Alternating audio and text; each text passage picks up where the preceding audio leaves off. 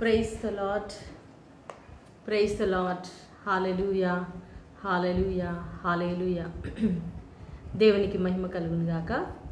యేసు ప్రభు అతి శ్రేష్టమైన నామంలో ఈ యొక్క ఆదివారం పునరుద్ధాన దినం, ప్రభు దినం మీ అందరికీ శుభాభివందనాలు తెలియజేస్తున్నాను.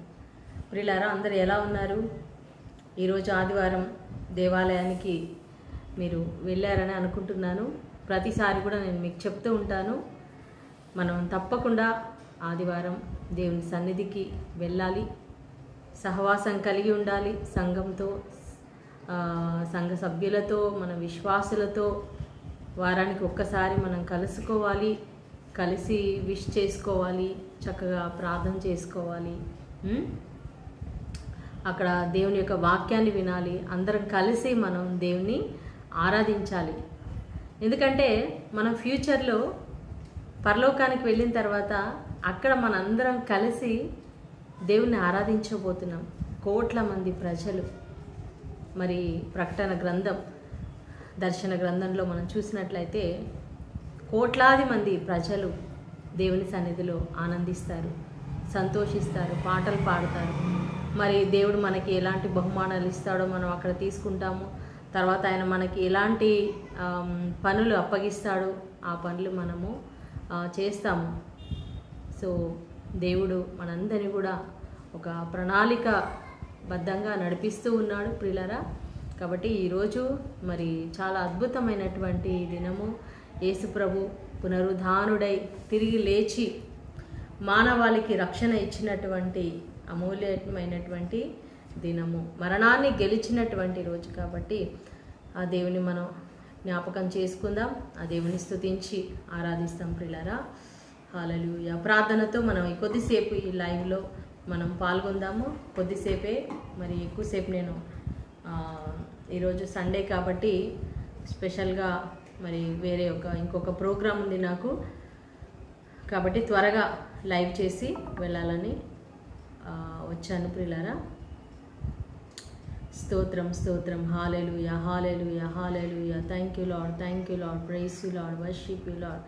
యేసయ్యా, నీకే మహిమ, నీకే ఘనత, నీకే ఆరాధన చెల్లిస్తున్నాను ప్రభా. అయా, ఉదయం నుంచి ఇప్పటి వరకునైనా మాతో ఉండి నడిపించిన దేవా, మమ్మల్ని కాపాడిన దేవా, నీకు స్తోత్రం తండ్రి. హల్లెలూయా జీసస్. దేవా, నీ సన్నిధిలో గడిపే సమయాన్ని ఇచ్చినందుకు వందనాలునైనా. అయా, మీతో ఉండే గొప్ప అయా భాగ్యాన్ని మాకు ఇచ్చినందుకు స్తోత్రాలు తండ్రి. యేసయ్యా, నైనా మా తల నుంచి అది కాళ్ళ వరకు నైనా మమ్మల్ని కడగండి, శుద్ధి చేయండి ప్రభా. నీ రక్తంతో ముద్రించండి నైనా, మమ్మల్ని అయా పవిత్రపరచండి నైనా. స్తోత్రం. హల్లెలూయా, హల్లెలూయా, హల్లెలూయా. కృపగల దేవానికి స్తోత్రం, కరుణామయడానికి స్తోత్రం నైనా, కల్వరి నాదానికి స్తోత్రం తండ్రి. హల్లెలూయా, హల్లెలూయా, హల్లెలూయా. ప్రభా, ఈరోజు ఎక్కడెక్కడ ప్రభా ఎన్ని చర్చెస్లో ఆరాధన జరిగిందో ప్రభా, ఈ రాత్రి కాలంలో కూడా ఆరాధనలు జరగబోతున్నాయి తండ్రి. అయా, అన్ని ఆరాధనలో మీరు ఉండండి నైనా, మీరు ఆరాధనలు పొందుకొనండి నైనా. స్తోత్రం తండ్రి. హల్లెలూయా, హల్లెలూయా, హల్లెలూయా. అయా, నీవే మా రాజువునైనా, నీవే మా ప్రభుడవునైనా. అయా, నీకు స్తోత్రం, స్తోత్రం, స్తోత్రం నైనా. హల్లెలూయా, హల్లెలూయా, హల్లెలూయా, హల్లెలూయా, హల్లెలూయా. స్తోత్రం, స్తోత్రం. స్తుతులకు పాత్రుడా, స్తోత్రార్హుడానైనా, నిరంతరము అయా నిత్యము పొగడబడుతున్న మా దేవా, నీకే మహిమా ఘనత ఆరాధన చెల్లిస్తూ ప్రభా. అయా, మా మనసులోనికి రండి, మా హృదయంలోనికి రండి. ఈ సమయంలో నీ వాక్యం ద్వారా మాతో మాట్లాడమని యేసు పరిశుద్ధ నామంలో ప్రార్థించి వేడుకుంటున్నాం తండ్రి. Amen, amen, amen. ఈ సమయంలో మనం దేవుని స్తుతించి ఆరాధిస్తాం. యుద్ధము యెహోవాదే. మొదటి సమూయేలు గ్రంథము 17వ అధ్యాయం 47వ వచనంలో దావీదు పలుకుతూ ఉన్నాడు, యుద్ధం నాది కాదు, యెహోవాదే. నా దేవుడు నా పక్షంగా పోరాడతాడు. ఆయన గొల్యాతుతో చెప్తున్నాడు, నువ్వు కత్తే ఈటతో వస్తున్నావు, కానీ నేను దేవుని నామమున వస్తున్నాను. యెహోవా నామం బలమైన నామం, శక్తిగల నామం, జయంనిచ్చే నామం. ఆ గొప్ప యేసయ్య నామంలో, యెహోవా నామంలో మనం ముందుకు వెళ్దాం ప్రియులారా. ఆ ప్రభుని స్తుతిస్తాం. మనం కూడా యుద్ధము యెహోవాదే అని ఆ ప్రభుని ఆరాధిస్తాం. యుద్ధము యెహోవాదే, యుద్ధము యెహోవాదే, యుద్ధము యెహోవాదే, యుద్ధము యెహోవాదే. రాజులు మనకెవ్వరు లేరు, శూరులు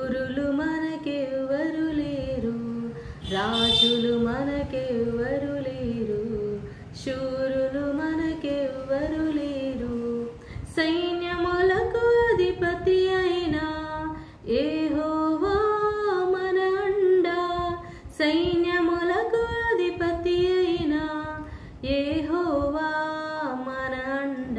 యుద్ధము యెహోవాదే, యుద్ధము యెహోవాదే, యుద్ధము యెహోవాదే, యుద్ధము యెహోవాదే. ఎరికో గోడలు అడ్డు వచ్చినా, ఎర్ర సముద్రం ఎదురైనా, ఎరికో గోడలు అడ్డు వచ్చినా, ఎర్ర సముద్రం ఎదురైనా, అద్భుత దేవుడు మనకుండగా భయమేలా మనకింకా, అద్భుత దేవుడు మనకుండగా భయమేలా మనకింకా. యుద్ధము యెహోవాదే, యుద్ధము యెహోవాదే, యుద్ధము యెహోవాదే, యుద్ధము యెహోవాదే. అపవాది అయిన సాతాను గర్జించు సింహము వలె వచ్చిన, అపవాది అయిన సాతాను గర్జించు సింహము వలె వచ్చిన, యూదా గోత్రపు సింహమైన యేసయ్యా మన అండ, యూదా గోత్రపు సింహమైన యేసయ్యా మన అండ.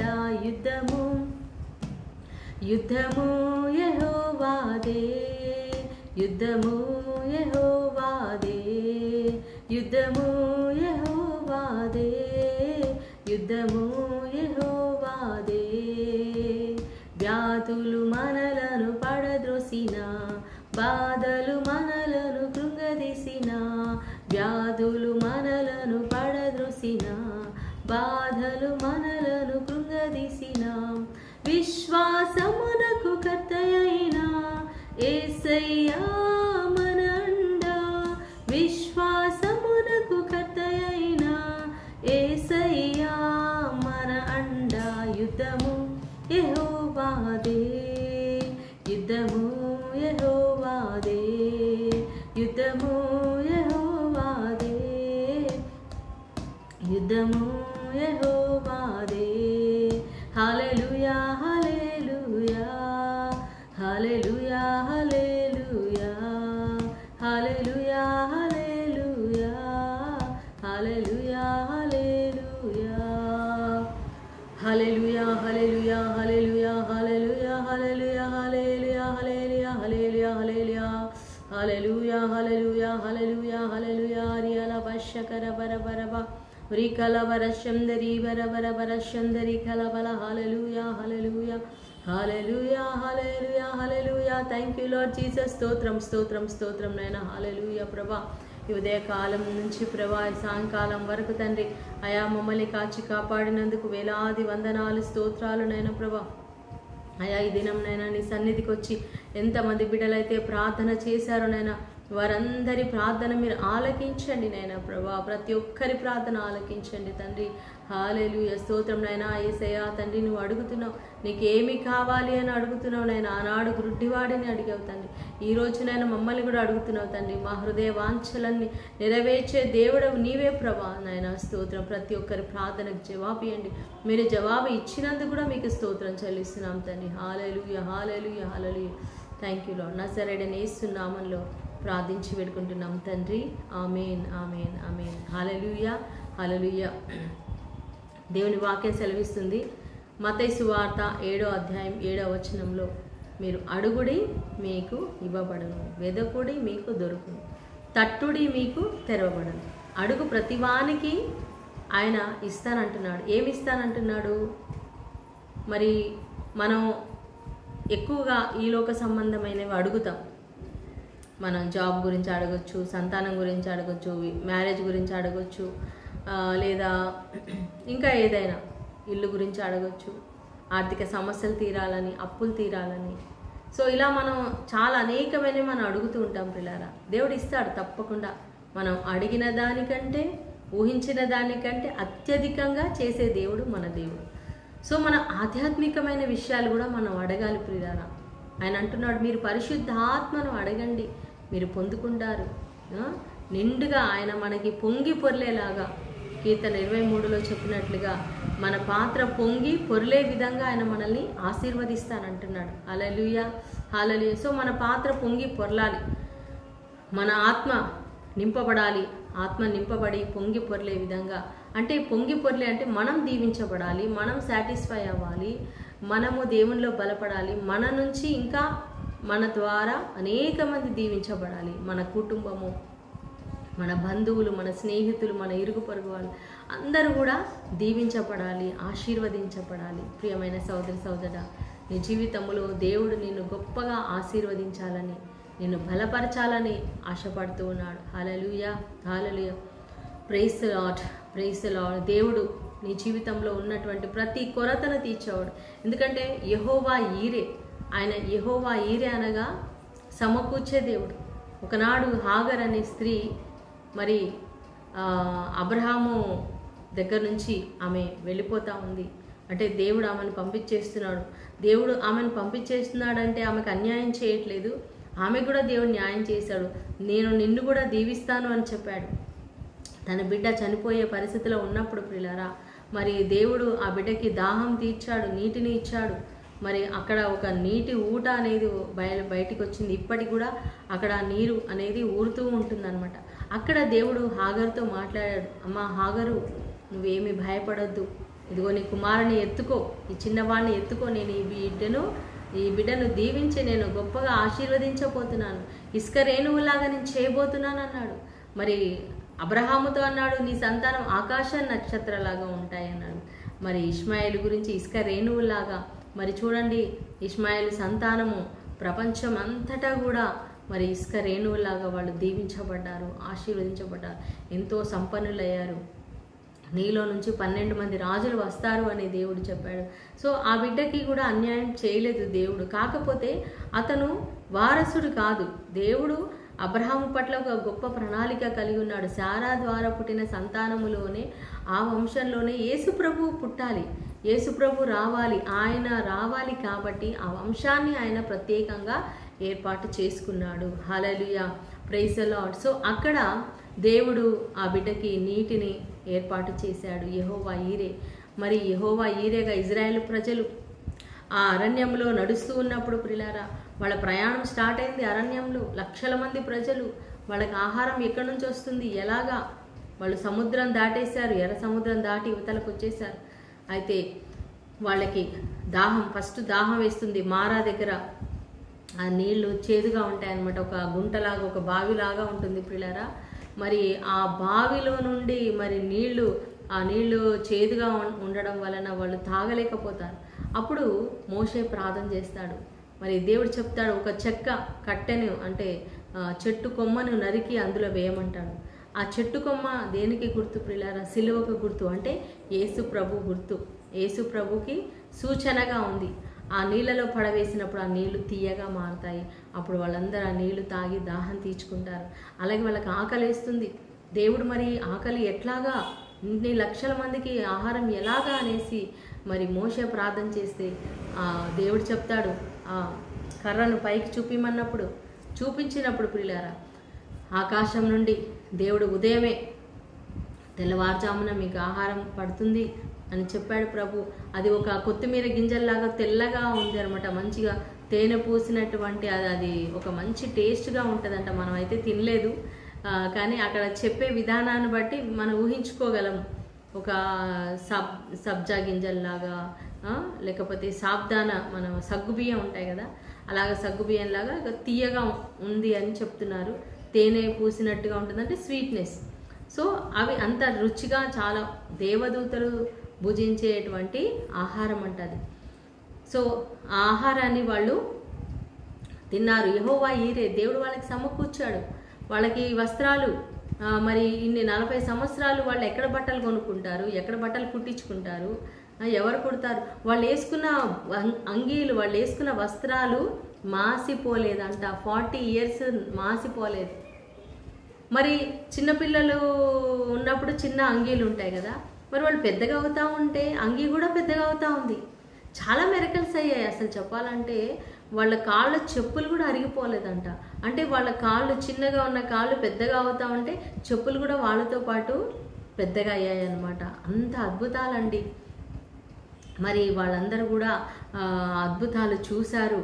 మరి దేవుడు చికెన్ మటన్ కావాలి అంటే, మాకు మాంసం కావాలంటే పూరేళ్లను రప్పించి వాళ్ళు కడుపు నిండా మాంసం తినేలాగా వాళ్ళకి చేశారు. యెహోవా ఈరోజు నీ జీవితంలో ఏ కొరతతో నువ్వు బాధపడుతున్నావో నా ప్రియమైన సహోదరి సహోదరు, నువ్వు అడుగు, దేవుణ్ణి అడుగు, ఇస్తాడు దేవుడు. అలాగనే శారీరక సంబంధమైన విషయాలే కాదు, ఆధ్యాత్మికంగా ప్రభువా నేను ఇంకా ఆత్మలో ఎదగాలి, ఇంకా ప్రార్థనలో ఎదగాలి, ఇంకా నేను బైబిల్ చదవాలి, బైబిల్ నేను అర్థం చేసుకోవాలి, నేను అర్థం చేసుకున్న దాన్ని నేను అనేకులకు పంచాలి, నేను కూడా సాక్షిగా ఉండాలి, నేను కూడా నీ సేవ చేయాలి, నేను కూడా సువార్త ప్రకటించాలి, నేను కూడా ప్రార్థించాలి, పాటలు పాడాలి, వర్షిప్ చేయాలి, మరి నా ద్వారా కూడా అద్భుతాలు జరగాలి, నేను ప్రార్థిస్తే కూడా అద్భుతాలు స్వస్థతలు జరగాలి ప్రభువా, నాకు కూడా ఇవ్వండి నాయన, భాషావరం ఇవ్వండి నాయన, ప్రవచన వరం ఇవ్వండి నాయన, విశ్వాస వరం ఇవ్వండి.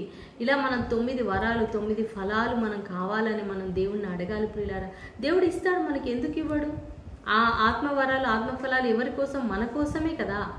దేవుడు మనకి ఇవ్వడానికి సిద్ధంగా ఉన్నాడు. వీ హ్యావ్ టు ఆస్క్, మనం అడగాలి. అది ఎవరో దేవుని సేవ చేసేవాళ్ళు, ఫాదర్లకి, సిస్టర్లకి, లేకపోతే పాస్టర్లకి సేవ చేసే వాళ్ళకే దేవుడు ఇస్తాడు, మనకి ఇవ్వడం అనుకోవద్దండి. దేవుడు ప్రతి ఒక్కరికి అడుగు, ప్రతి వానికి ఆయన ఇచ్చే దేవుడు. సో అడిగిన తర్వాత మనం వెదకాలి. సో దేవుడు ఎక్కడ నాకు, మరి మనం అడిగేసి బైబిల్ చదవాలని అడిగేసి ఊకుంటే ఎలాగా? మనం బైబిల్ చదవాలి, ఆ టైం వెదకాలి. దేవుని మనం బైబిల్లో మనం దేవుణ్ణి వెదకాలి, చదవాలి. దేవుని యొక్క స్వరాన్ని మనం వెదకాలి, దేవుని సన్నిధిలో కూర్చోవాలి, ఆయన స్వరం మనం వినాలి. మనం ఏదైనా సరే, ఇప్పుడు ఇంట్లో ఏదైనా పోగొట్టుకున్నాం, ఏం చేస్తాం? మనం వెతుకుతాం.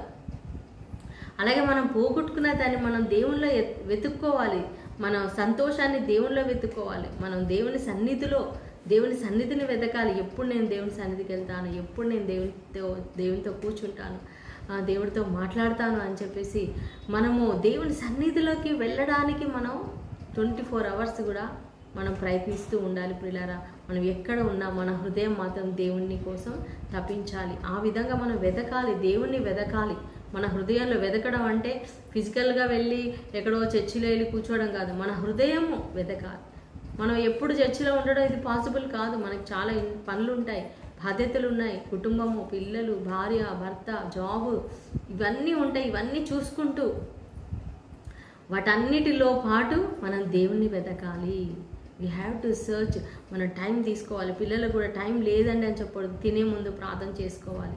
సండే మనం ఫ్యామిలీగా ప్రేయర్ చేసుకోవాలి. ఎవ్రీడే ఫ్యామిలీ ప్రేయర్ అనేది ఉండాలి. ఒక స్పెషల్ బైబిల్ రీడింగ్ అని పెట్టుకోవాలి ఫ్యామిలీతో కలిసి. ఈరోజు చాలామంది ఎవరికి వాళ్ళు ఇండివిజువల్ లైఫ్ అయిపోతున్నారు. అలా ఉండకూడదండి. ఒక టైం ఫ్యామిలీలో ఒక క్రమశిక్షణ పెట్టండి తల్లిదండ్రులు పిల్లలకి. ఇదిగో ఎవరి పనులు వాళ్ళు చేసుకోవాలి. నేను ఒకరోజు ఈ మోరల్ విషయాల గురించి నేను ఒకరోజు వీడియో చేద్దాం అనుకున్నాను. తప్పకుండా చేస్తాను. మనం ఎలా ఉండాలి, మన క్రైస్తవులు మనం ఏ విధంగా ఉండాలి అనేది కొన్ని విషయాలు నాకు తెలిసినవి, నాకు అవగాహనలో ఉన్న విషయాలు మీతో షేర్ చేసుకోవాలని అనుకుంటున్నాను. కుటుంబాల్లో ఈరోజు చాలా మట్టికి ప్రార్థన అనేది తగ్గిపోతుంది. చర్చికి వెళ్తాం లేదు. ప్రతి సండే చర్చికి వెళ్ళడం అలవాటు చేయాలి. పిల్లలకి క్యాటెగిజం క్లాసెస్, సండే స్కూల్కి పంపించడం అలవాటు చేయాలి. పొద్దున్న లేవగానే వాళ్ళకి ఒక చిన్న ప్రార్థన నేర్పించాలి. థ్యాంక్ యూ జీసస్, చిన్న ప్రార్థన, గుడ్ మార్నింగ్ జీసస్. మార్నింగ్ లేవగానే మోకరించి ప్రార్థన చేసుకోవడం, స్నానం చేసిన తర్వాత ప్రార్థన చేసుకోవడం, స్కూల్కి వెళ్ళే ముందు ప్రేయర్ చేసుకోవడం, భోజనం తినే ముందు ప్రార్థన చేసుకోవడం. ఇవన్నీ ఎవరు నేర్పిస్తారు? తల్లిదండ్రులు మీరు నేర్పించాలి పిల్లలకి. ఎంత బిజీ అన్నా ఉండనివ్వండి, ఒక్క నిమిషం మనం తీసుకోవాలి. ఉదయమే లేవడం అలవాటు చేసుకోవాలి ప్రియులారా. ప్రతి ఒక్కరు కూడా ఉదయం లేవడానికి ప్రయత్నం చేయండి. సో నేను లైవ్ త్వరగా ముగిస్తున్నాను, బికాజ్ నా ఛార్జింగ్ కూడా అయిపోతుంది. ఈరోజు ఛార్జింగ్ కూడా పెట్టడం నేను మర్చిపోయాను, ఫోన్లో ఛార్జింగ్ పెట్టడం మర్చిపోయాను ప్రియులారా, మన్నించాలి. సో మూడవది, తట్టుడి మీకు తెరవబడను. మనం తట్టాలి. యేసయ్య హృదయాన్ని మనం తట్టినప్పుడు దేవుడు తప్పకుండా మనకు తెరుస్తారు. విశ్వాసంతో మనం ఎవరినైనా ఇప్పుడు మనీ కావాలి, మనం ఇంట్లో కూర్చుంటే వస్తాయా? మనం వెళ్ళి తలుపు తట్టి అడగాలి. అవసరం మనది కాబట్టి మనం అడుగుతాం. మనం తట్టినప్పుడు తప్పకుండా అది తెరవబడుతుంది. అలాగే మనం దేవుని కూడా మనం తట్టాలి, పరలోక ద్వారాలు తట్టాలి, మన స్నేహితులని మనం తట్టాలి, దేవుని సన్నిధిని మనం తట్టాలి ప్రియులారా. సో ఆ విధంగా చేసినప్పుడు తప్పకుండా ఆయన మన ప్రతి అవసరాన్ని తీర్చే దేవుడు. ఆమేన్, ఆమేన్. దేవుడి వాక్యం దీవించును గాక. హల్లెలూయా. ప్రార్థన చేసుకుందాం. స్తోత్రం నాయన మహాగరుడ, పరిశుద్ధుడ, మా ప్రియ పరలోక తండ్రి, ఈ యొక్క సాయంకాలం నాయన నీ వాక్యం వినడానికి మాకు ఇచ్చిన యొక్క అవకాశాన్ని బట్టి స్తోత్రం నాయన తండ్రి. మీకు వందనాలు వందనాలు స్తోత్రాలు నాయన. మీ రక్తంతో మమ్మల్ని అభిషేకించండి అయ్యా. మేము అడుగుతున్నాం, వెతుకుతున్నాం, తట్టుతున్నాం నాయన ప్రభా. మీ సన్నిధి మాకు కావాలి నాయన. మీలో మమ్మల్ని స్థిరపరచండి, బలపరచండి నాయన. మీ హృదయాన్ని మేము తట్టుచూ ఉన్నాం నాయన అయా. మిమ్మల్ని తట్టే మనస్తత్వం మాకు ఇవ్వండి నాయన. దీవించండి నాయన, కాచి కాపాడండి నాయన. మేము అడిగే ప్రతి ఒక్కటి మేము పొందుకొని ఉన్నామని విశ్వసిస్తూ ప్రభా, ఈ రాత్రి కాలంలో నాయన ప్రతి ఒక్కరిని కూడా ఆశీర్వదించమని, ప్రతి ఒక్క బిడ్డ ప్రార్థన ఆలకించమని నజరేయుడైన యేసు నామములో ప్రార్థించి వేడుకుంటున్నాం తండ్రి. Amen, amen, amen. దేవుడు మీ అందరిని దీవించును గాక. God bless you. షలోమ్.